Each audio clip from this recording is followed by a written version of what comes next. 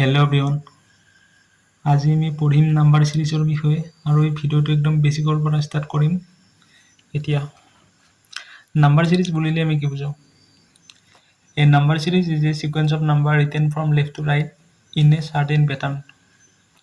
অৰ্থাৎ আমাক ধৰা নাম্বাৰ কেইটামান নাম্বাৰ চিৰিজ বুলি কেতিয়া ক'ম যদিহে নাম্বাৰ কেইটাই নিৰ্দিষ্ট এটা পেটাৰ্ণ ফ'ল' কৰে, ঠিক আছে? সাপোজ 13579 এইটো যদি আমি চাওঁ, ইয়াত এই নাম্বাৰ কেইটা এটা চাৰ্টেন এটা পেটাৰ্ণ ফ'ল' কৰিছে। সেই পেটাৰ্ণটো কি? ইয়াত যিটো নেক্সট নাম্বাৰ, সেই নেক্সট নাম্বাৰটো আমি কেনেকৈ পাইছোঁ? ইয়াৰ আগৰ নাম্বাৰটোৰ লগত আমি 2 যোগ কৰি পেলাই আমি ইয়াৰ নেক্সট নাম্বাৰটো পাইছোঁ, ঠিক আছে? সাপোজ আমি 3ৰ কথা ভাবিলোঁ, এই 3টো আমি কেনেকৈ পালোঁ? 1ৰ লগত 2 যোগ কৰি আমি 3 পাইছোঁ। ঠিক সেইদৰে 5টো আমি কেনেকৈ পালোঁ? 3ৰ লগত 2 যোগ কৰি আমি 5 পাইছোঁ। 7টো কেনেকৈ পালোঁ? 5ৰ লগত 2 যোগ কৰি আমি কি পালোঁ? 7 পালোঁ। এই সংখ্যা ঠিক সেইদৰে 2, 4, 8, 16, 32 এই নাম্বাৰ কেইটা এটা চাৰ্টেন এটা পেটাৰ্ণ ফ'ল' কৰিছে। সেই পেটাৰ্ণটো কি? ইয়াত যদি চাওঁ, 4টো আমি কেনেকৈ পাইছোঁ? 2ৰ লগত তাতে আমি 2 পূৰণ কৰি আমি কি পাইছোঁ? 4 পাইছোঁ, ঠিক আছে? এনেকুৱা আমি 16ৰ লগত 2 পূৰণ কৰি আমি কি পাম? 32 পাম। গতিকে এই সংখ্যাকেইটা এটা কি কৰিছে? নিৰ্দিষ্ট এটা পেটাৰ্ণ ফ'ল' কৰিছে। গতিকে ইহঁতকো কি বুলি ক'ম? নাম্বাৰ চিৰিজত থকা বুলি ক'ম। এতিয়া টাইপছ অফ চিৰিজ বুলি ক'লে আমি বহুত প্ৰকাৰৰ আমি চিৰিজ পাওঁ আৰু আমি ইয়াত কেইটা মানে কি কৰিম? The series form by using prime number is called prime number series, ঠিক আছে? কি কৈছে? প্ৰাইম নাম্বাৰ কেইটা ব্যৱহাৰ কৰি আমি যিটো চিৰিজ পাওঁ সেইটো হ'ব আমাৰ প্ৰাইম নাম্বাৰ চিৰিজ। এতিয়া প্ৰাইম নাম্বাৰ আমাৰ ক'ৰ পৰা ষ্টাৰ্ট হয়?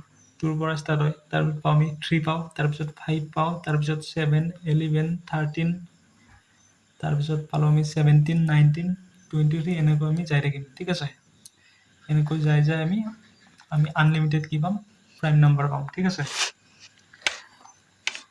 এতিয়া এই নাম্বাৰকেইটা ইউজ কৰি আমি যিটো চিৰিজ পাম সেইটোক কি বুলি ক'ম? আমি প্ৰাইম নাম্বাৰ চিৰিজ বুলি ক'ম। তাৰপিছত আহিল আমাৰ addition series. The series in which next term is obtained by adding a specific number to the previous term is known as addition series, ঠিক আছে? ইয়াত যদি চাওঁ আমি 2, 4, 6, 8, 10 ইয়াত কি পাইছোঁ? Next term is obtained by adding certain number to the previous term, ঠিক আছে? 2ৰ লগত আমি 2 যোগ কৰি আমি 4 পাইছোঁ, 4ৰ লগত 2 যোগ কৰি আমি 6 পাইছোঁ, 6ৰ লগত 2 যোগ কৰি আমি 8 পাইছোঁ, 8ৰ লগত 2 যোগ কৰি আমি 10 পাইছোঁ, ঠিক আছে? গতিকে এইটোক কি বুলি ক'ম? আমি এডিশ্যন চিৰিজ বুলি ক'ম। এতিয়া এডিশ্যন চিৰিজৰ প্ৰপাৰ্টি কেইটামান দিয়া আছে। Addition series are increasing order series, অৰ্থাৎ এডিশ্যন চিৰিজ সদায় কি হয়? ক্ৰমান্বয়ে বাঢ়ি যাই থাকে। ই কেতিয়াও কমি নাযায়, ই সদায় বাঢ়ি যায়, ঠিক আছে? তাৰপিছত আহিল difference between two consecutive term is equal, অৰ্থাৎ দুটা একেলগে থকা টাৰ্মৰ মাজত ডিফাৰেঞ্চটো আমি কি পাওঁ? সদায় সমান পাওঁ, ঠিক আছে? তাৰপিছত আহিল আমাৰ difference series. Difference series are decreasing order series in which next term is obtained by subtracting a fixed number from the previous form. Suppose আমাক এটা চিৰিজ দিয়া আছে 108, 99, 90, 81 কি কৈছে?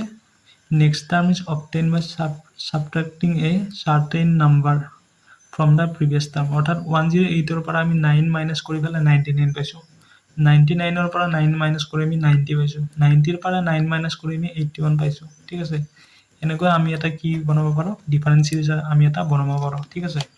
তাৰপিছত আহিল আমাৰ মাল্টিপল চিৰিজ। মাল্টিপল চিৰিজত কি হয়? When each term of a series is obtained by multiplying a number with the previous term, then the series is called a multiplication series. ইয়াত চিৰিজ আমি 2, 4, 8, 16, 32 2ৰ লগত আমি 2 পূৰণ কৰি আমি 4 পাইছোঁ, 4ৰ লগত 2 পূৰণ কৰি আমি 8 পাইছোঁ, 8ৰ লগত 2 পূৰণ কৰি আমি 16 পাইছোঁ, 16ৰ লগত 2 পূৰণ কৰি আমি কি পাইছোঁ? 32 পাইছোঁ। অৰ্থাৎ এটা চাৰ্টেন নাম্বাৰ আমাৰ প্ৰিভিয়াছ টাৰ্মৰ লগত মাল্টিপ্লাই কৰি আমি নেক্সট টাৰ্মটো পাই গৈ আছোঁ আৰু এনেকৈ কি কৰোঁ? আমি এটা মাল্টিপল চিৰিজ আমি এটা ফৰ্ম কৰিব পাৰোঁ, ঠিক আছে? এইবাৰ আহিল আমাৰ division series. In this series the next term is obtained by dividing the previous term by a number. For example আমাক কেইটামান সংখ্যা দিয়া আছে ধৰা 81 27 9 3 1 1/3 1/9 ইয়াৰ আমি 27টো কেনেকৈ পাইছোঁ 81ক 3ৰে ডিভাইড কৰি আমি 27 পাইছোঁ অৰ্থাৎ 27টো হ'ব আমাৰ নেক্সট টাৰ্ম 81 হ'ব আমাৰ প্ৰিভিয়াছ টাৰ্ম আৰু প্ৰিভিয়াছ টাৰ্মক আমি 3ৰে ডিভাইড কৰি আমি নেক্সট টাৰ্মটো পাইছোঁ ঠিক সেইদৰে ধৰা 1/3 1/3টো আমাৰ 1ৰ কি হ'ব নেক্সট টাৰ্ম হ'ব আৰু 1ক আমি 3ৰে ডিভাইড কৰি আমি 1/3 পাইছোঁ এবাৰ আহিলে আমাৰ arithmetic progression the progression of the form a plus d a plus twice d a plus thrice d এনেকৈ আমাৰ nth টাৰ্মলৈ যাব ঠিক আছে is known as an arithmetic progression with first term a and common difference d suppose আমাক এটা arithmetic progression দি আছে যাৰ first term কি হয় a হয় আৰু common difference d অৰ্থাৎ common difference মানে দুটা কনজিকিউটিভ টাৰ্মৰ মাজত ডিফাৰেন্সটো ধৰা a plus d আৰু a plus twice d এই দুটাক আমি একেলগে থকা টাৰ্ম দুটাক আমি কনজিকিউটিভ টাৰ্ম বুলি কওঁ ঠিক আছে আৰু এই দুটাৰ ডিফাৰেন্সটো কি a plus twice d minus a plus d যদি আমি কৰোঁ আমি ৰিজাল্টটো কি পাম d পাম আৰু সেই d টোক আমি কি বুলি ক'ম কমন ডিফাৰেন্স বুলি ক'ম ঠিক আছে গতিকে এই এৰিথমেটিক প্ৰগ্ৰেশ্যনটোৰ nth টাৰ্মটো যদি আমাক ফাইন্ড কৰিব দিয়ে আমি কোনটো ফৰ্মুলা ইউজ কৰিম kn equal a plus n minus 1 into d অৰ্থাৎ ফাৰ্স্ট টাৰ্ম প্লাস যিমানটা সংখ্যালৈ আমাৰ যিমানটো সংখ্যা আমাৰ ফাইন্ড কৰিব লাগে সেইটোৰ পৰা 1 মাইনাস কৰি তাক আমি কিহেৰে মাল্টিপ্লাই কৰি দিম কমন ডিফাৰেন্সেৰে আমি মাল্টিপ্লাই কৰি দিলে আমি কি পাম tn টাৰ্মটো পাই যাম ঠিক আছে সাপোজ আমাক এটা এৰিথমেটিক প্ৰগ্ৰেশ্যন দিয়া আছে আমাক এটা এৰিথমেটিক প্ৰগ্ৰেশ্যন দিয়া আছে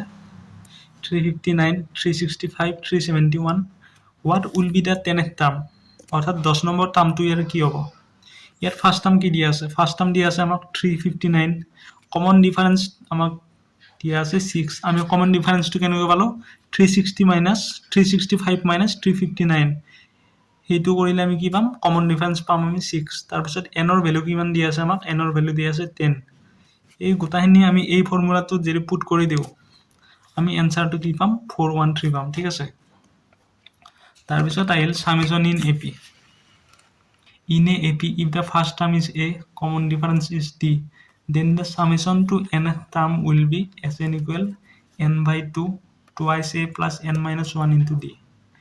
এইটো হল আমাৰ সবতকে বেসিক ফৰ্মুলা ঠিক আছে এই বেসিক ফৰ্মুলাটোৰ ওপৰত আমি নিৰ্ভৰ কৰি আমি বেলেগ গিটা ধৰা আমাৰ ফাৰ্স্ট n ন্যাচাৰাল নাম্বাৰৰ কাৰণে যদি আমাক সামেশন উলাব দিয়ে ধৰা তাৰ পিছত ফাৰ্স্ট n অড নাম্বাৰৰ কাৰণে যদি আমাক সামেশন উলাব দিয়ে এই গোটাই কেইটাৰ কাৰণে আমি সামেশনটো উলাবৰ কাৰণে আমি কিহৰ ওপৰত নিৰ্ভৰ কৰিম এই বেসিক ফৰ্মুলাটোৰ ওপৰত আমি কি নিৰ্ভৰ কৰিম ঠিক আছে এতিয়া সুধিছে আমাক sum of first n natural number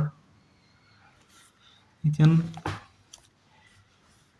natural number কাৰণে আমাৰ সিৰিজটো কি হ'ব 1 2 3 4 5 এনেকৈ আমাৰ কি nth টাৰ্মলৈ যাব ঠিক আছে ইয়াৰে ফাৰ্স্ট টাৰ্ম কি পালো আমি 1 পালো কমন ডিফাৰেন্স কি পাম 2 minus 1 1 গতিকে d ৰ ভ্যালু কি পালো আমি 1 পালো আৰু n ৰ ভ্যালু আমি কি n এ পাইছো গতিকে এই গোটাইকেইটাৰ ভ্যালু যদি আমি এই ফৰ্মুলাটোত পুট কৰি দিও অৰ্থাৎ এৰ ভ্যালু 1 d ৰ ভ্যালু 1 তাৰ পিছত এইটো যদি সলভ কৰো আমি কি পাম n into n plus 1 by 2 ঠিক আছে তাৰ পিছত sum of first n odd numbers equal n square ঠিক সেইদৰে অড নাম্বাৰৰ কাৰণে আমি সিৰিজটো কি পাম 1 3 5 7 9 ইয়াত ফাৰ্স্ট টাৰ্ম পালো 1 আৰু কমন ডিফাৰেন্স কি পাম আমি 2 পাম কাৰণ 3 - 1 = 2 গতিকে এই নাম্বাৰ সিৰিজৰ কাৰণে এৰ ভ্যালু ইয়াত আৰু d ৰ ভ্যালু ইয়াত যদি আমি পুট কৰি দিও এই গোটাখিনি সলভ কৰি আমি কি পাম n স্কয়াৰ পাম ঠিক আছে ঠিক সেইদৰে sum of first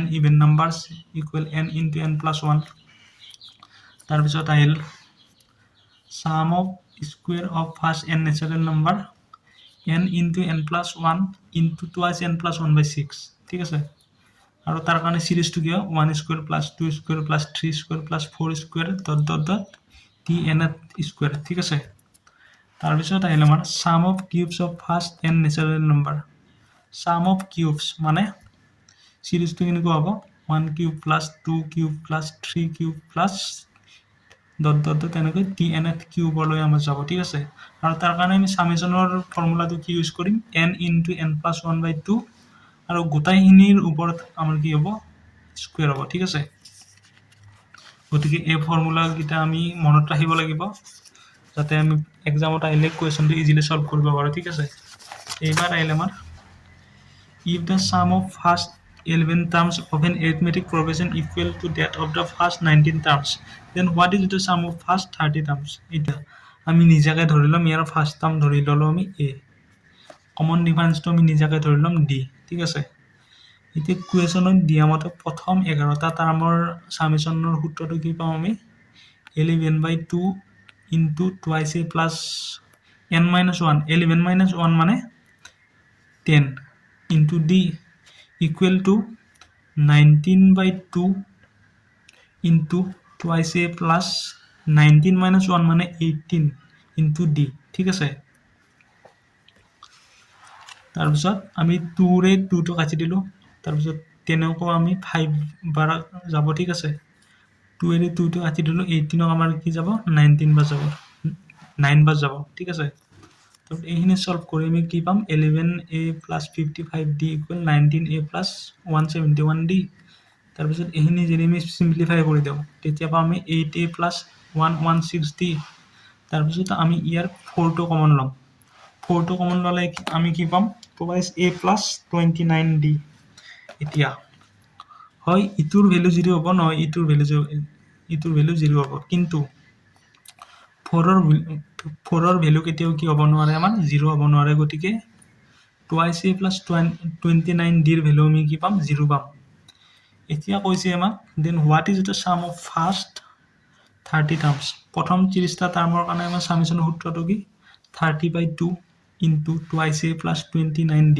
কাৰণ 30 minus 1 মানে কি 29d ওকে এতিয়া চাবা twice a plus 29d ৰ ভ্যালু আমি কি পালো আমি ইয়াত 0 পালো এই 0 টো যদি আমি ইয়াত পুট কৰি দিও তেতিয়া কি হ'ব 30/2 into 0 মানে কি হ'ব आंसर 0 হ'ব গতিকে আমি आंसर কি পালো 0 পালো ঠিক আছে